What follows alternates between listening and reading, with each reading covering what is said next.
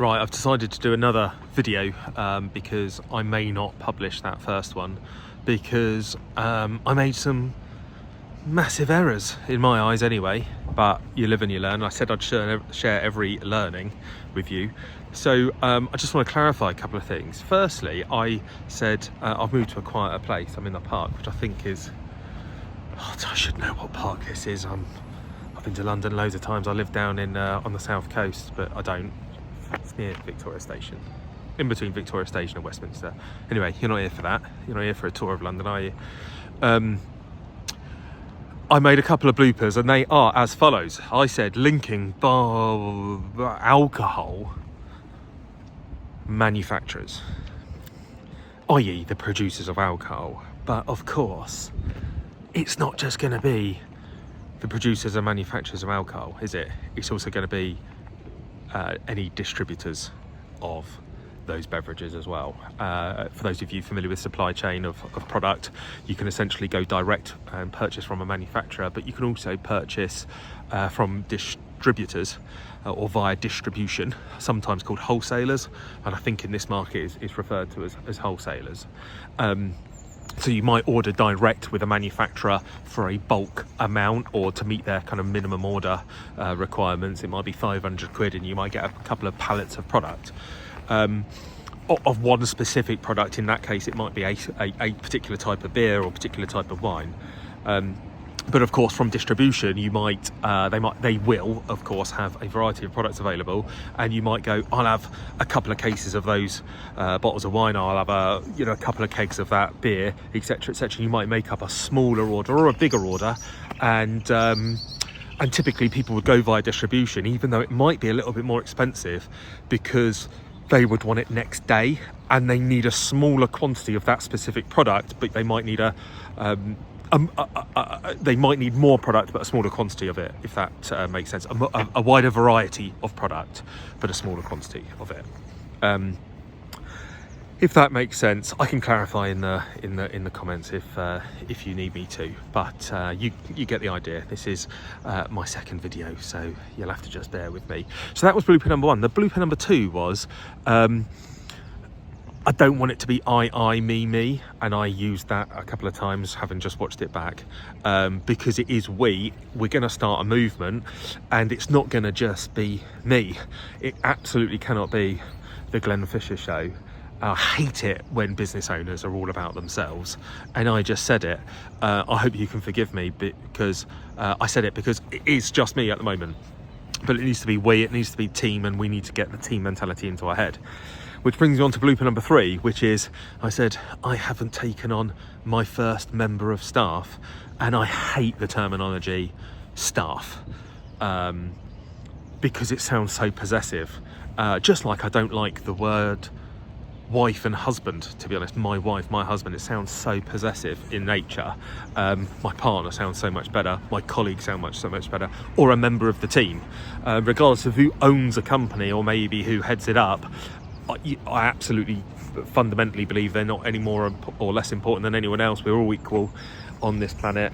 Don't want to get too soppy about it, but you don't know what I mean. And whilst ultimately a decision has to be made, and a decision that's often made by an owner, I do want this to be democratic, and I want everyone to feel heard and, dare I say it, loved and crucial in that process. So that's blooper number three. I think I've covered them all off. Got to stop saying probably. So on that note, I will go. Oh no, there's one last point. There's one last exciting thing to tell you, which is the name of the business is the Independent Pub Club, TIPC, aka Tipsy. I've had that in my mind for some time, and I think it's really appropriate, really cool. I haven't got too far with the branding of it, but I want it to be short, sharp, simple. I think I won't have a logo as such. What I should say about that, I don't think I'm going to have an emblem or a design for that. I think I will have the words, the Independent Pub Club, dum dum dum dum, crisp, clear, serious. It needs to have a vibrant brand. I'm pretty passionate about that. It needs to stand out, of course, and I'm therefore going to use some strong colours or strong colour. But ultimately, I do want it to have a massive focus on seriousness, because what we are here to do is to support the independent pub thrive. Far too long, in my opinion, suppliers have been favouring the nationals, the big guys.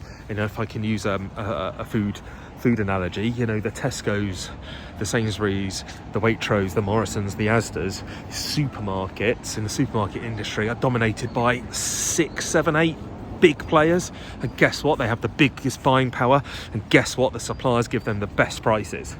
And I can understand it to a degree in that industry, because of course there aren't many independent supermarkets out there. That's more or less gone, same as in the car industry. You know, you've got a large number of car manufacturers out there, but the independent car manufacturer doesn't really exist anymore. But in the pub sector, it's absolutely the opposite. I do feel quite strongly about that, having read all the research. 40-ish thousand pubs still in the UK. You think about where you live and in the town that you live in. Within a mile from where you live, especially if it's in a town or a relatively built-up area, there will be a huge number of pubs. I think there's 1,000 Wetherspoons in the UK. I think there's, of course, there's some larger breweries called Green King, Fuller's, etc., and no doubt they will be buying beer at the best prices. And I think we really need to change that, because independent pubs are closing down left, right, and centre, and we need to give them a voice and give them a stand out. And why? Because I think you lot, me included, my mum and dad, absolutely prefer to go to an independent pub and support a often family-run business in that way. It's friendlier, better service. It's often cheaper as well. You forget about that one. It is often cheaper, but I bet you their margins are much more suppressed and put under much more pressure, because their buying power and buying price is just not where it needs to be. And hopefully we can help them with that, with some negotiation. But as I said, the suppliers have also got to benefit from that as well. They've got to make money. We've got to build their sales, and most importantly, we've got to build their brand. And so that person, when they go in and get a drink, they say, I want a, and it's a supplier of the independent pub club. All right. I think that's it. Hopefully no more bloopers to correct. And I'm going to put my hood up now. See you later. Bye bye.